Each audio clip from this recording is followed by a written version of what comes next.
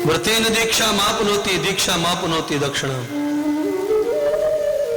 दक्षिणा मापनोति सत्यः सत्यम दक्षिणा आपनोति। हमारे जीवन में दक्षिणा का और दीक्षा का कितना महत्व है। दक्षिणा हमारे जीवन के सभी रिएक्शन को रोकती है और दीक्षा हमारे जीवन के सभी द्वंद्वों को रोकती है। द्वंद्वों को जो दीक्षित हो जाते हैं वो शिक्षित हो जाते हैं। आप स्कूल में जो पढ़ाई पढ़ते हैं ना, ये शिक्षा आपके किसी काम की नहीं है, मात्र सर्टिफिकेट ही तुम्हारे पास है।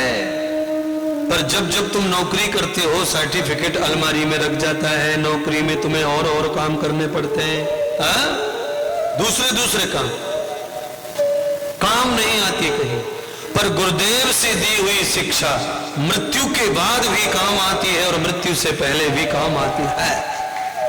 गुरुदेव का दिया हुआ ज्ञान जन्म जन्मांतर काम आता है, अनेक जन्मों तक काम आता है।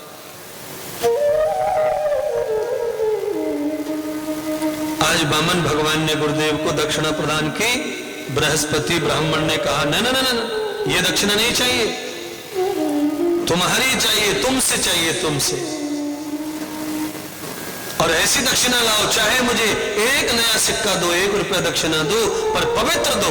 ऐसा धन दो मुझे जो यज्ञ की तरह पवित्र हो। ये एवं दर्शितम भूय।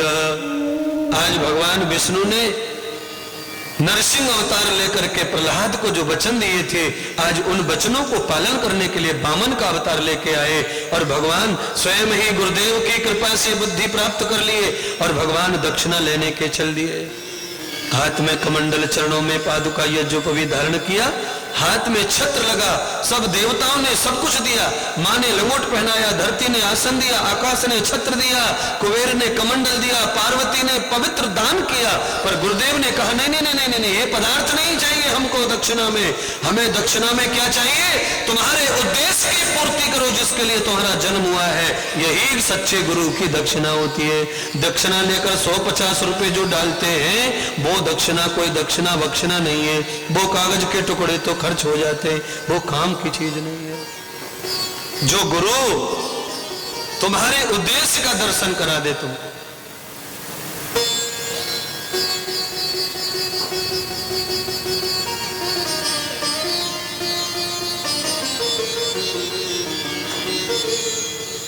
तेरे द्वार खड़ा भगवान भगत भर दे रे झोली,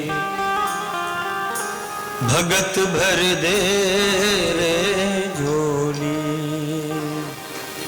तेरा युग युग रहेगा नाम, भगत भर दे रे झोली। अब इस पंक्ति से ये समझ में आता है कि कोई व्यक्ति इतना धर्मात्मा, इतना पुण्यात्मा होता है जिसे कभी कभी स्वयं सद्गुरु भगवान भी आज्ञा कर देते हैं कि तुम्हें अपनी कमाई से ये करना चाहिए, ये कर देना चाहिए। उस आदमी को कितना अपने आप को भाग्यवान समझना चाहिए कि गुरुदेव ने हमें इस लायक तो समझा कि हमसे ये आज्ञा की है। अब हमारी किडनी बिक जाए, लीवर बिक जाए, फेफड़े बिक जाए, पर हम इस आज्ञा को पूरा कर दे तो हमारा जीवन कृतार्थ हो जाए।